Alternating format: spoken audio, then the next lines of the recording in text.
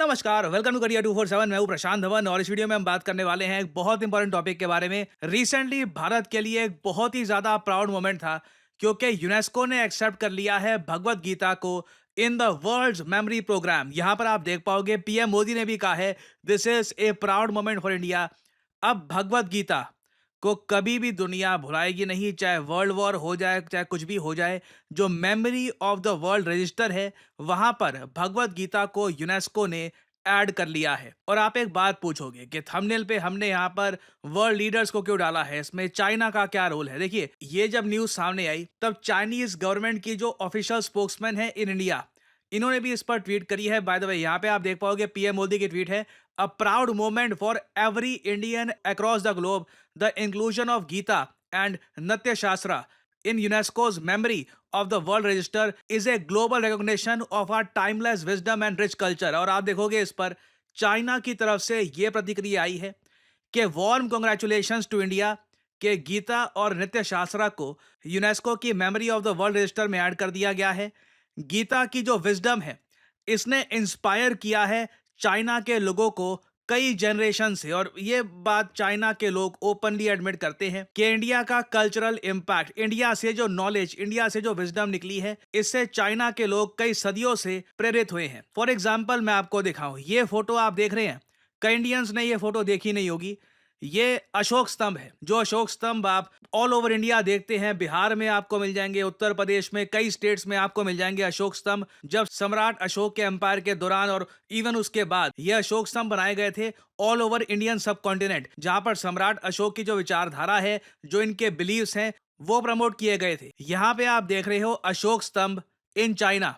ये 2000 साल पुराना अशोक स्तंभ है। आप इमेजिन कर सकते हैं, ये था हमारा इम्पैक्ट। और याद रखिएगा, ऐसा नहीं है कि भारत की कोई आर्मी गई थी चाइना में, चाइना को कब्जा लिया, यहाँ पे लोग मार दिए, जबरदस्ती यहाँ पे अशोक स्तंभ हमने बना लिया, ऐसा कुछ नहीं हुआ था। चाइना के ही कई एम्बेसडर्स बोल चुके हैं कि इंडिया ने कॉन्कर किया था और डोमिनेट किया था चाइना को फॉर 20 सेंचुरीज, 20 सदियों तक, 2000 सालों तक। भारत के एक सोल्जर ने बॉर्डर भी क्रॉस नहीं करी, कोई हिंसा, कोई कुछ नहीं हुई।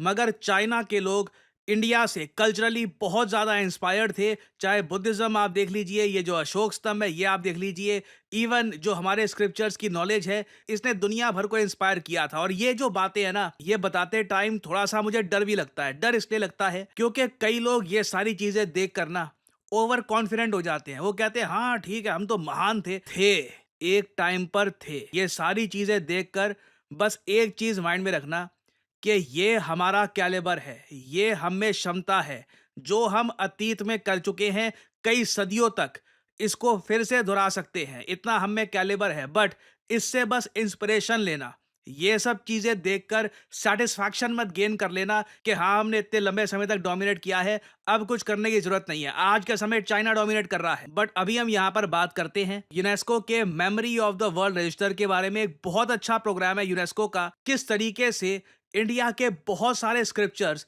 धीरे धीरे यहाँ पर ऐड होंगे। नाउ अगर हम बात करें प्राचीन लिटरेचर की, तो एक बात दुनिया भर के हिस्टोरियंस मानते हैं कि 99% जो एंशियंट लिटरेचर था, ना सिर्फ भारत का, इवन मैं कहूँगा चाइना, जापान, यूरोप का, बाकी कल्चर्स का, ये खो चुका है। क्योंकि लिटरेचर को प्रिजर्व करना बड़ा मुश्किल होता है। ह्यूमंस की आदत है, हम इन्वेड करते हैं, हम वॉर करते हैं, एक दूसरे को काफ़ी नुकसान पहुंचाते हैं। इस सब में इंसानी जान जाती है, डिग्निटी जाती है। ऑब्वियसली लिटरेचर को, किताबों को बचा पाना, नॉलेज को बचा पाना बहुत ही मुश्किल हो जाता है।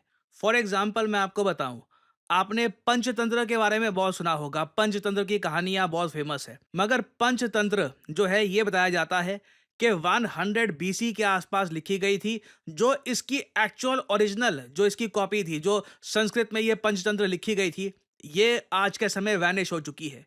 जो भी आज के समय हम लोग पंचतंत्र के नाम पे पढ़ते हैं ना, ये उसके कुछ सर्वाइविंग पार्ट्स हैं। सिमिलरली चाइना में कन्फ्यूशियस की जो 6 क्लासिक थी, ये गायब हो चुकी है। The book of the chronicles of the Kings of Israel, ये गायब हो चुकी है। ये हिस्ट्री में जा चुकी हैं ये सब किताबें। हमें कभी पता नहीं लगेगा कि यहाँ पर क्या नॉलेज थी, क्या बातें लिखी गई थी। और ये सब फ्यूचर में फिर से ना हो, इसके लिए यूनेस्को ने बनाया है मेमोरी ऑफ द वर्ल्ड। एक बार को यहाँ पे आप कह सकते हैं, देखो आज के समय तो इंटरनेट आ चुका है, इंटरनेट पे अपलोड कर दो, हमेशा के लिए अमर हो गया। नहीं, चीज़ें इतनी आसान नहीं होती। देखिए, इंटरनेट भी केबल्स के ज़रिए ही काम करता है या सैटेलाइट्स के ज़रिए काम करता है। भविष्य में हमको पता नहीं क्या होगा, क्योंकि कंट्रीज़ आज भी एक दूसरे की इंटरनेट केबल्स कैसे काटनी है, सैटेलाइट्स कैसे डिस्ट्रॉय करना है, इंटरनेट से कैसे किसी कंट्री को बिल्कुल आइसोलेट कर देना है, इस पर भी आज के समय प्लान्स बन रहे हैं। हमें पता नहीं भविष्य में क्या होगा, कब कोई ऐसा इवेंट हो जाएगा, फिर से मास स्केल पर डिस्ट्रक्शन होगी, ह्यूमन बींग्स फिर से मारे जाएंगे और बहुत सारी नॉलेज बस गायब हो जाएगी। और याद रखिएगा, जो भी हम कहते हैं कि जी इंटरनेट पे स्टोर हो गया है, वो कहीं ना कहीं तो किसी हार्ड ड्राइव में स्टोर हुआ होगा ना। अगर मान लो वहां पे जो सोर्स है वही डिस्ट्रॉय हो गया, तो वो जो आपने स्टोर किया था इंटरनेट पर, वो भी चला जाएगा। तो इसलिए यूनेस्को ने memory of the world program start किया है, जहां पर ये धीरे धीरे चुन रहे हैं बहुत ही प्राचीन, बहुत ही इंपॉर्टेंट टेक्स्ट।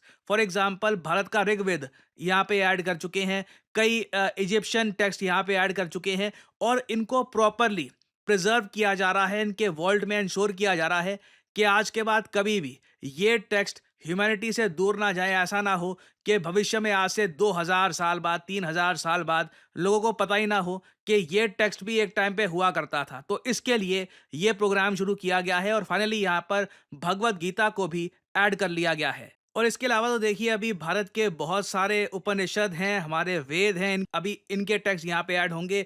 ऋग्वेद उन गिने चुने टेक्स्ट में था जिनको सबसे पहले यहाँ पर ऐड किया गया है। ऋग्वेद के बारे में मैं आपको बता दूं, वेस्ट में बहुत ऑब्सेशन है, बहुत वो लोग पढ़ते हैं। कई जर्मन स्कॉलर्स आप अगर देखो, उन्होंने ऋग्वेद पर कई किताबें लिखी हैं।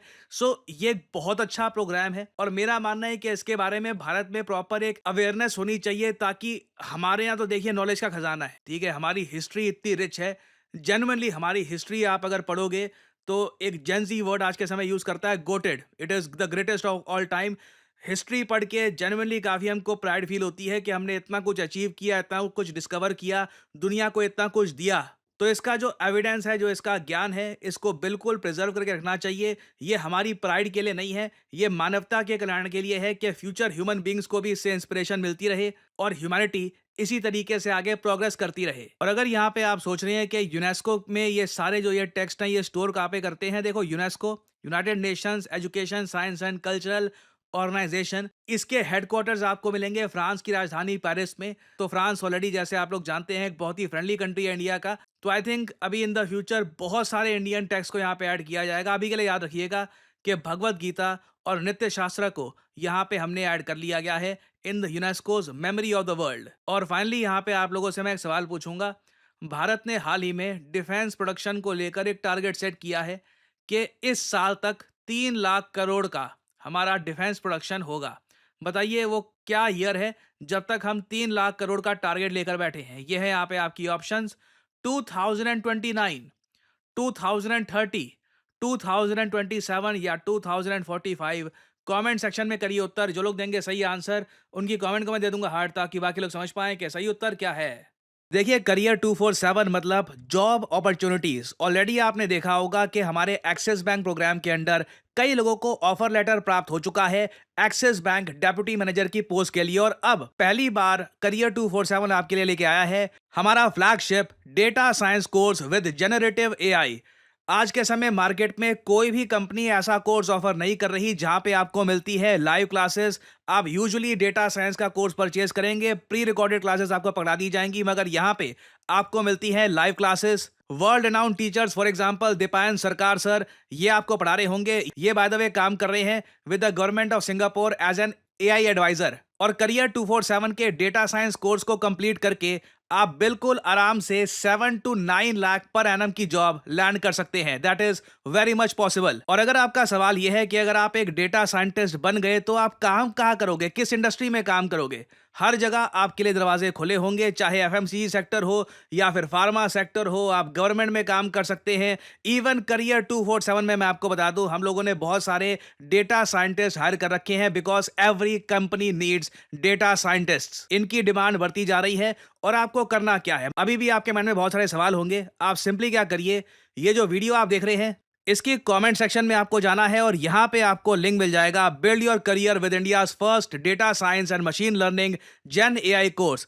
इस लिंक पर करिए क्लिक। यहाँ पे आपके सामने ये पेज खुल जाएगा। यहाँ पे अपना नाम, ईमेल, फोन नंबर और ऑब्वियसली यहाँ पे कोड डालिएगा PD10, ताकि आपको डिस्काउंटेड रेट पर ये कोर्स ऑफर हो। कोड आप अगर नहीं डालेंगे तो जो भी आपको प्राइस ऑफर किया जाएगा इट विल बी एलिवेटेड। तो मैक्सिमम डिस्काउंट पाने के लिए यूज द कोड PD10। हमारी तरफ से आपको कॉल आएगा, you can ask your question. और अगर आप खुद को देखते हैं as a data scientist in the future, then you can start with career 247 data science and machine learning with generative AI course. ऐसा कोर्स आपको वैसे मार्केट में मिलेगा नहीं, विद लाइव क्लासेस और साथ में आपको वेरियस और टूल्स भी मिलेंगे। और बाय द वे इस कोर्स से रिलेटेड और जानकारी मैं वेरियस और वीडियोस में आपको देता रहूंगा। सो अगर आप इंटरेस्टेड हैं, use the code PD10 and get in contact with the career 247 consultant. और इसी नोट के साथ यह है वीडियो का अंत। Thank you for listening and as I always say, may the gods watch over you.